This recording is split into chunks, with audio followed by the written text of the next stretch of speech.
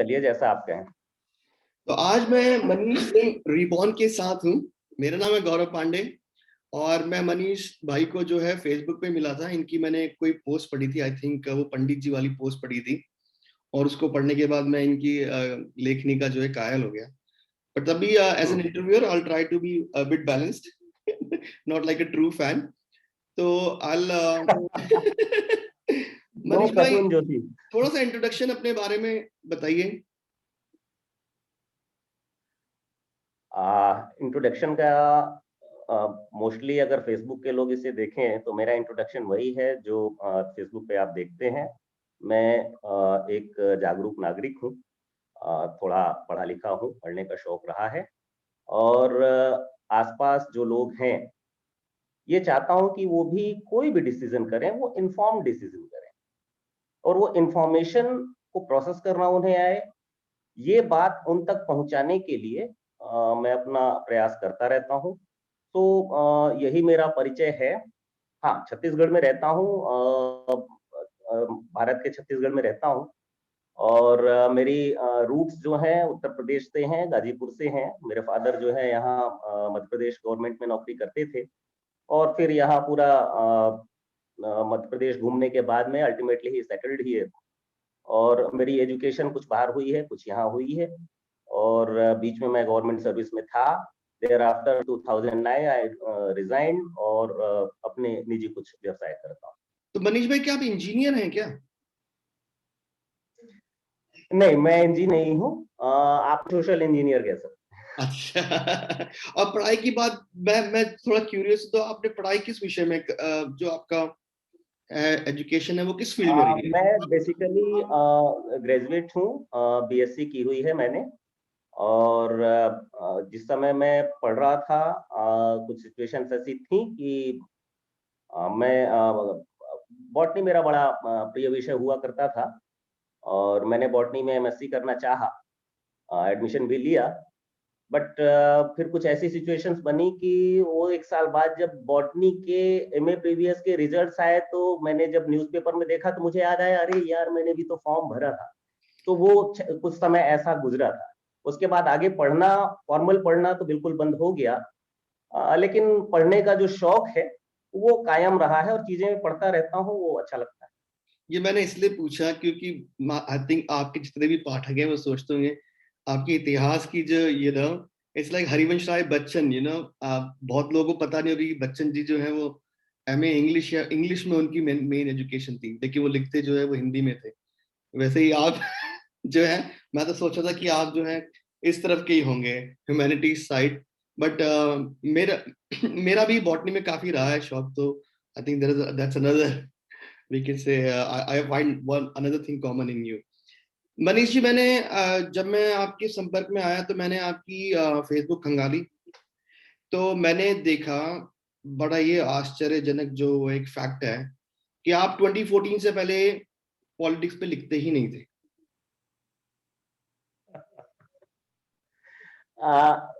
In fact अभी meeting के पहले, शुरू होने के पहले आपको मैंने बताया कि मैं लंबे समय तक जो है वो स्मार्टफोन यूज ही नहीं करता था। फेसबुक पे मैं आया था 2011 के आसपास, और वो इसलिए कहा गया था कि वो जो मेरा विषय है it must be on Facebook. तो मैंने जब करना शुरू किया तो उसमें कहा नाम डाल दिया, फिर उसने फर्दर डिटेल्स डालने को कहा, उसने डाल दिया। वो सब डालने के बाद अल्टीमेटली मुझे पता चला कि वो तो मेरी आईडी बन गई। खैर, प्रोसेस से मैं गुजरा, बाद में वो दूसरी आईडी मैंने बनाई, लेकिन एक आईडी बन गई थी। कभी कभार मैं उसको लैपटॉप से या दूसरे डेस्कटॉप से एक्सेस कर लेता था। हाथ में मोबाइल नहीं था मेरे।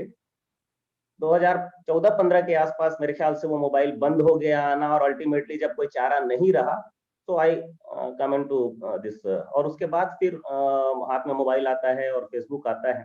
ये 2015-16 के आसपास की बात है। आप अगर उस समय मेरी पुरानी आईडी आप देखते, अब तो नहीं है, तो ऐसा कोई खास क्रिटिकल नहीं था मैं। कई ऐसे मौके आए थे जिसमें मैंने बड़ी पॉजिटिव बातें भी की थी। एक समय था मोदी जी जो है वो बड़ा अच्छा एक बातचीत कर रहे थे बच्चों के साथ में, वो मेरे ख्याल से 14 नवंबर का दिन था। और मुझे बहुत अच्छा लगा था कि this fellow is connecting with the people. और नेहरू के बाद कोई ऐसा बंदा आया है जो डायरेक्टली लोगों के साथ कनेक्ट हो रहा है, वो बड़ा प्लीजेंट था मेरे लिए। मैंने लिखा भी था उस समय, राजीव गांधी, थोड़ा थोड़ा लिखता मैं था। डिफर करूंगा, Rajiv Gandhi was also there connection के मामले में, बच्चों के कनेक्शन के मामले, Rajiv Gandhi did some good work. Yes. आपने तो कनेक्शन की बात मुझे करी। बहुत अच्छा लगा जी। वो चाचा नेहरू वाला जो कनेक्शन होता है, और फिर उसके बाद this fellow was talking with the children. एक सिर्फ पॉलिटिकल लीडर नहीं, ये बंदा हमको एक सोशल लीडर के रूप में लग रहा। ट्रू। लेकिन जैसे जैसे चीजें अनफोल्ड होती चली गई और वो चीजें जिस डायरेक्शन में जाने लगी, और वो फिर उसका एक नंगा स्वरूप हमारे सामने आने लगा, और 2019 के नजदीक आते आते तक तो आपकी इकोनॉमी चली गई, आपकी सोशल एक जो फैब्रिक होता है वो तार तार होने लगा, और विचित्र सी बातें होना शुरू हो गई। ओके। तो पहले जो चीजें हम ये जो भक्त समाज जिन्हें कहते हैं, वो विचित्र सी बातें जो व्हाट्सएप वगैरह में आता था, हम इग्नोर कर देते थे। The same talk are going on on television, और प्राइम मिनिस्टर बोल रहे हैं और बड़े बड़े लोग बोल रहे हैं, और ये सब, ये जो टोटल मूर्खता है, इस मूर्खता को सरकारी संरक्षण मिल गया, ये बड़ा अजीब सा था। मैंने पहली बार जब कोई सीरियस राइटअप लिखा है, इनफैक्ट मैंने 2019 के इलेक्शन के बाद लिखा है। उसमें मैंने ये लिखा था कि मैंने क्यों नहीं इस बार बीजेपी को वोट दिया। वन, उसके कुछ दिनों के बाद और उसी दौरान में किसी ने मुझे कश्मीर पे कुछ बातें ऐसी कही जो बिल्कुल झूठ थी। तो मैंने एक सीरीज लिखी कश्मीर के ऊपर, और वो 5-6 सीरीज थी। कश्मीर कश्मीर सिर्फ नहीं है, कश्मीर में बहुत सारे हिस्से हैं, गिलगित बाल्टिस्तान है, अक्साई चीन है, आपका नीचे का जो इंडिया में अभी वर्तमान में इलाका है वो है, पाकिस्तान में चल का इलाका है वो है, ये सब कुछ मिलकर के कश्मीर बनता है। हम उसको जम्मू और कश्मीर समझ लेते हैं। तो वो मैंने अलग अलग हिस्सों को लेकर के अलग अलग सवाल एक पोस्ट की थी, और उस पे लोगों का जो रिस्पॉन्ड आया, उससे मुझे ये समझ में आया कि जो मैं जानता हूं वो सब नहीं जानते। जो मैं आज तक समझता था कि ये कॉमन नॉलेज है, everybody is knowing, everybody must know, ये तो लोग नहीं जान रहे हैं। देन फिर मैंने आगे जब लिखना शुरू किया, और लोगों का जो रिस्पांस आता है वो बड़ा ही आश्चर्यजनक है। जैसा मैंने बताया, मैं बहुत कोई हाईली क्वालिफाइड नहीं हूँ, पढ़ता लिखता हूँ, केवल कान और आंख खुले रखता हूँ, और इसमें ये जानकारियां मेरे पास उपलब्ध हैं, और आपको भी होनी चाहिए। अगर नहीं है, और इसी का नुकसान अगर सोसाइटी को हो रहा है, तो इसलिए फिर मैंने लिखना शुरू किया कि शायद कुछ इससे उपयोगिता बने। मनीष भाई, देखिए मैं तो खैर 2014 से ही जो है थोड़ा एंटी बीजेपी हो गया था, क्योंकि ये फेक न्यूज प्रोपेगेंडा जो आप सब बता रहे हैं, वही मेरा भी वही सेम एक्सपीरियंस था। Previous BJP, yes I like Atal Bihari BJP to some extent. पर मेरा जो सवाल, जो सवाल है वो ये है कि देखिए आप इंडिया में रह रहे हैं, ओके, पिछले 10 साल में आपकी लाइफ में क्या ऐसी तकलीफें आ गई हैं जो, क्योंकि कांग्रेस के टाइम पे भी जो है करप्शन था ही, महंगाई भी थी, ठीक है, और सारी जो हमारी सोसाइटी की काफी सफाई को लेके भी जो है जो चीजें हैं वो थी। इंफ्रास्ट्रक्चर भी वैसे जितनी तेजी से बढ़ना चाहिए हमारे देश में वैसे नहीं बढ़ रहा था। आपकी लाइफ में भक्त कहते भाई हमारी लाइफ तो अच्छी चल रही है, ठीक है ना, उसके साथ साथ जो है हमें ये हिंदुत्व का भी जो है बोनस मिल रहा है, तो हम इन लोगों के साथ क्यों ना रहें? विकल्प की वो कहते मोदी नहीं तो कौन। ये एक समझने वाली बात है कि कोई भी सोसाइटी समृद्ध तभी हो सकती है जब उसके अंदर में शांति हो, समरसता हो। ओके। और आप ये कभी नहीं कर सकते, इन्होंने कोशिश की थी कि हम उग्रता के साथ में, अशांति के साथ में डेवलपमेंट को ले आए। ये दो चीजें एक साथ कभी मिल नहीं सकती। तो अगर आप अशांति को या एक सोसाइटी को डिवीजन करने की प्रयास में हैं, तो उसका नतीजा कभी भी डेवलपमेंट तो हो नहीं सकता। लेकिन चलिए देखते हैं, तो क्या 2014 में हमने तो देखा पिछले 10 साल में आप छत्तीसगढ़ में हैं, तो पिछले 10 साल में आपने विकास नहीं देखा क्या? कि विकास होता है, और विकास जहां पे होता है उसके साथ में भ्रष्टाचार अपने आप में उसका एक बाई प्रोडक्ट है, समझिए, it goes hand in hand. भ्रष्टाचार नहीं है तो विकास नहीं है, विकास है तो भ्रष्टाचार है, इसको आपको स्वीकार करना पड़ेगा। और मैं ये नहीं कहूंगा कि छत्तीसगढ़ में जब बीजेपी की गवर्नमेंट थी तो उसने डेवलपमेंट नहीं किया है, इट वॉज डन। और वो उसी पेस से, उसी गति से हो रहा था जो किसी और सरकार की दौर में होता रहा है। हाँ, ये जरूर है कि 2000 के बाद सभी स्टेट्स में पैसे ज्यादा होने लगे, फाइनेंसेस स्ट्रांग हुए, थोड़ी विजनिंग स्ट्रांग हुई, तो उस हिसाब से चीजें भी सभी जगह पे बेहतर हो रही थी। मैं ऐसा ये प्रश्न आपने किया कि आपकी जिंदगी पे क्या फर्क पड़ा। सी, हम जहां थे और वहां से जिस गति से आगे बढ़ रहे थे, वो गति अपने आप में धीमी हुई है। हम एंटरप्रेन्योर लोग हैं और आने वाले 5 साल 10 साल का एक प्रोजेक्शन लेकर के चलते हैं, और वो प्रोजेक्शन होता है आपके वर्तमान की जो परिस्थितियां हैं और जो आने वाला एक जो प्रिडिक्शन है, उसके अनुसार आप अपने प्लान्स को अलाइन करते हैं। पिछले 4 सालों से हम अपने आप को बढ़ाने के लिए नहीं, हम जहां पर हैं उसी जगह पर बने रहने के लिए, नीचे गिरने से बचने के लिए संघर्ष कर रहे हैं। और ये संघर्ष हम इसलिए नहीं कर रहे हैं कि हमारे अंदर कोई कमी आ गई। हमारे इर्द गिर्द का जो एनवायरमेंट है, उसने अल्टीमेटली हर चीज को कहीं ना कहीं ला करके थाम दिया है। तो निजी रूप से आपके पास में ये नुकसान हो गया, ऐसा स्पेसिफाई करना तो मुश्किल है, लेकिन एक सोसाइटी के और लार्जर सोसाइटी के रूप में हम एक चीज देख रहे हैं। भाई क्या आप बताइए, अगर 8% जीडीपी गिर करके -24% हो जाते हैं, तो क्या इसका असर मेरे ऊपर नहीं हो रहा? तो इस बात को थोड़ा सा समझने की जरूरत है। और जो फाइनेंशियली और एंटरप्रेन्योरली थोड़ा सा चीजों को समझते हैं, उनमें से कोई भी हैप्पी नहीं। अच्छा ये मनीष बिल्कुल साफ है। या फिर एडवांट है कि ठीक है भाई, अगर 200 रुपए भी पेट्रोल हो गया तो भी हम करेंगे, क्योंकि हमने हाथी पाला हुआ है। ओके, ठीक है। शेर शेर पाला हुआ है। हाँ, वट एवर, वो कुछ भी, शेर, कुत्ता, अरे भाई ये शेर कहाँ पाला जाता है? अगर आप समझते हैं कि आपने शेर को राजा बना दिया है, मतलब ये एक जंगल है। इंसानों का राजा तो शेर होता नहीं है ना। तो हम जो है चूहे हैं, हाथी है, गीदड़ है, we the people are this kind of जंगली जानवर, और किंग इज तो शेर। मनीष भाई यार, जो पिछली आईडी थी आपके रीबॉर्न होने से पहले, तो अब फॉर्चुनेटली मैंने आपकी पुरानी पोस्ट, क्योंकि मैं आपकी तरफ इतना इंटरेस्टेड हो गया था कि मैंने आपकी सारी पोस्टें खंगाली थी। तो अभी आपकी कितने फॉलोअर्स होंगे? 4-5 हजार होंगे? चिंता नहीं है। अच्छा, क्योंकि क्वेश्चन ये है कि भाई, और फॉलो वाला ऑप्शन मैंने उस पे पिछले 20-25 दिन पहले खोला है, 1 महीना नहीं हुआ है। अच्छा अभी उस पे 1500-1600 हैं। और फिर उसके अलावा फ्रेंड्स जो हैं वो होंगे 5000 में 200-250 कम है। जी, फ्रेंड रिक्वेस्ट डेली 25-30 आती है। और किसी दिन मैंने ज्यादा ये, गाली खाई, मतलब 100 से ऊपर भी आती है। यही सवाल लेकिन था। अमूमन अब फ्रेंड रिक्वेस्ट मैं एक्सेप्ट नहीं करता हूँ। जी। मेरी आपने फ्रेंड रिक्वेस्ट एक्सेप्ट की, इसके लिए थैंक यू। सवाल ये था कि आप इतने भक्तों के साथ लड़ते हैं, आप थकते नहीं है क्या?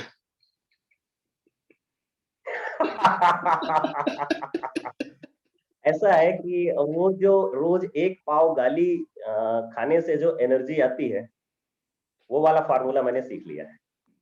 पर मैं आपकी दाद दूंगा मनीष भाई कि आपने मेरे मैसेजेस के जवाब भी दिए हैं, आपने एट टाइम्स मेरे कमेंट्स के जवाब, क्योंकि आई कैन इमेजिन कि आपको आई थिंक हजारों में नोटिफिकेशंस आते होंगे एक दिन के अंदर।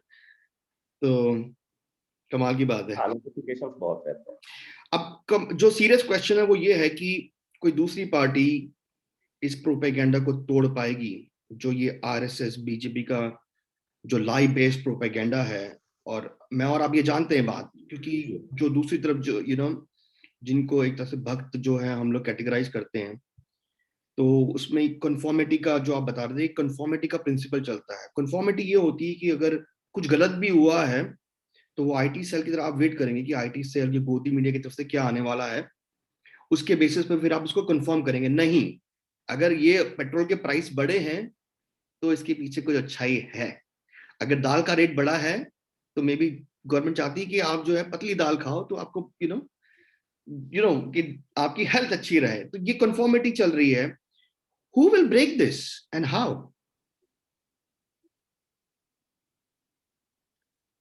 मैं समझता हूं कि मैं, आप, या एनीबडी, अपने सोलर सिस्टम का सन हम है।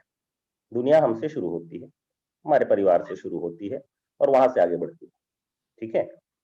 और अगर मेरे परिवार को तकलीफ है, मुझे तकलीफ है, मेरे जीवन में डिफिकल्टीज बढ़ रही हो, तो निश्चित रूप से we the people of India are India, और हम अगर तकलीफ में है तो इसका मतलब इंडिया सुखी हो रहा है, ये कभी संभव ही नहीं।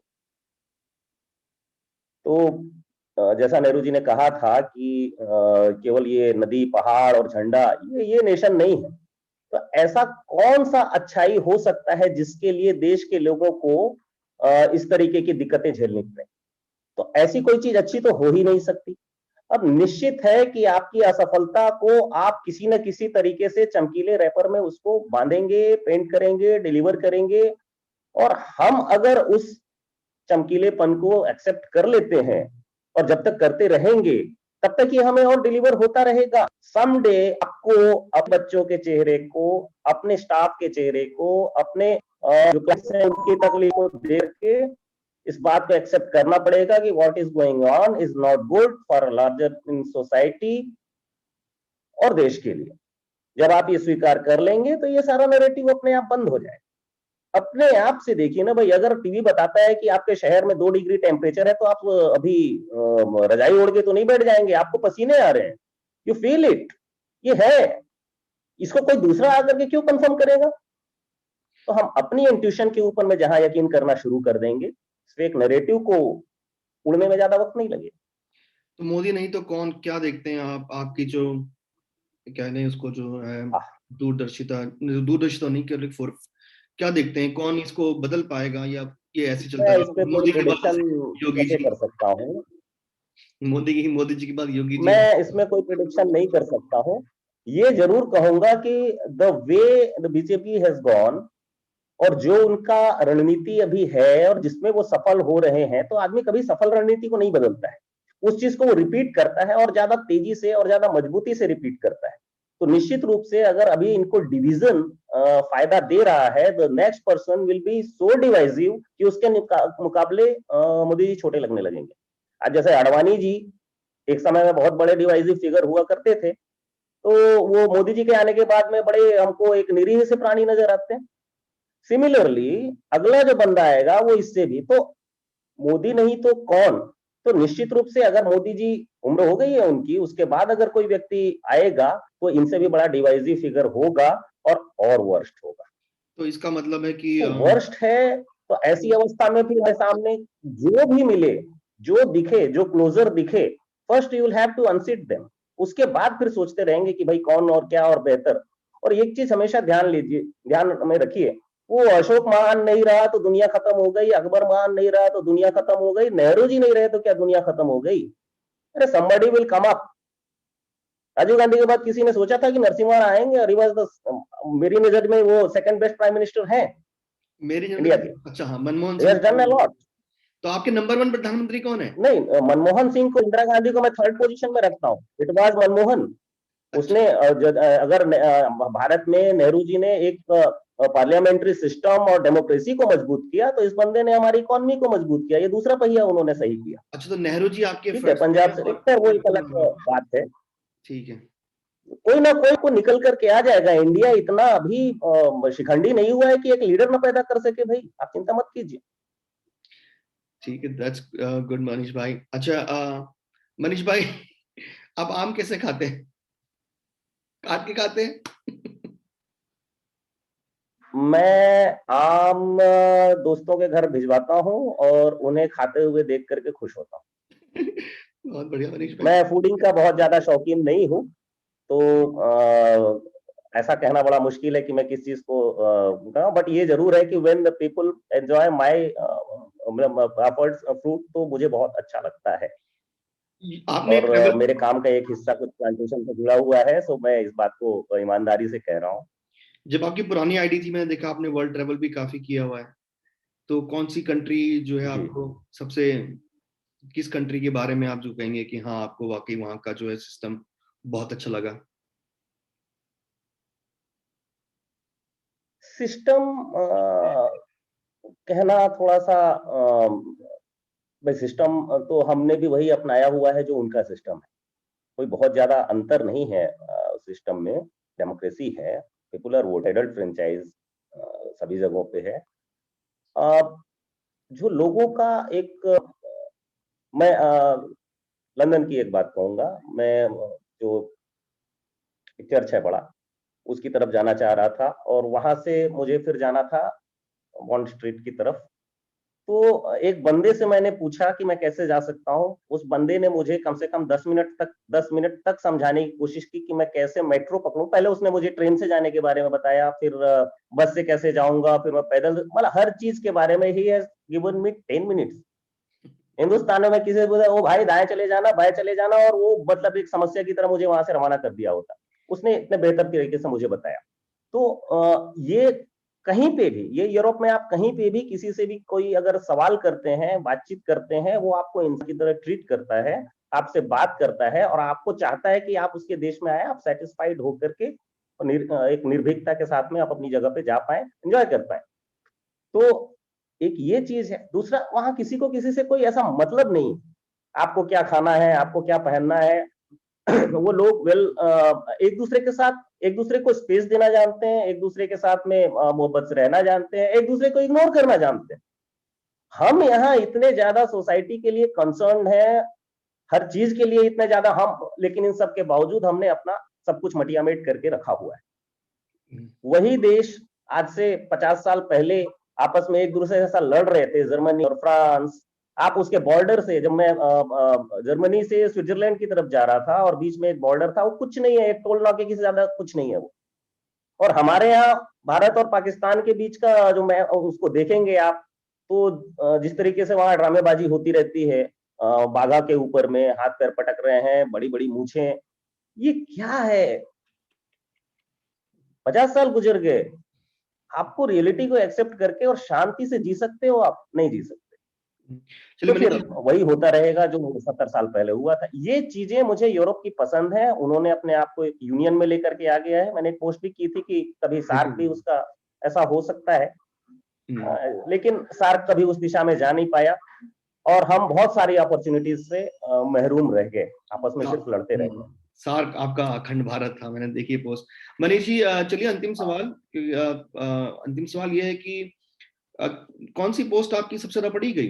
कौन-सी ऐसी पोस्ट थी जिसने आपको आपको लगता है कि सबसे ज़्यादा वो शेयर की गई हो? पोस्ट मेरे ख्याल से ज़्यादा शेयर हुई थी, एक मैंने सोनिया गांधी पे, सोनिया गांधी की पीड़ा को महसूस करते हुए अपने मन से एक लिखा था और बहुत ज़्यादा वो पॉपुलर हुआ और कई सारे कांग्रेसी नेताओं ने उसको शेयर किया और अलग-अलग तरीकों से वो, किसी ने कहा कि वो सोनिया गांधी के पत्र के अंश हैं, कुछ भी है, तो लेकिन वो काफ़ी चली थी। सोनिया गांधी अपने आप में एक ऐसा कैरेक्टर है। और मैंने ये पोस्ट लिखी थी, एक मोइतो करके एक ड्रिंक होता है, पढ़ी थी मैंने। उससे बात की शुरुआत की थी और बारबाला वाली जो उनके ऊपर आक्षेप लगाए जाते हैं, उसको लेकर के मैंने अपनी बात कही थी।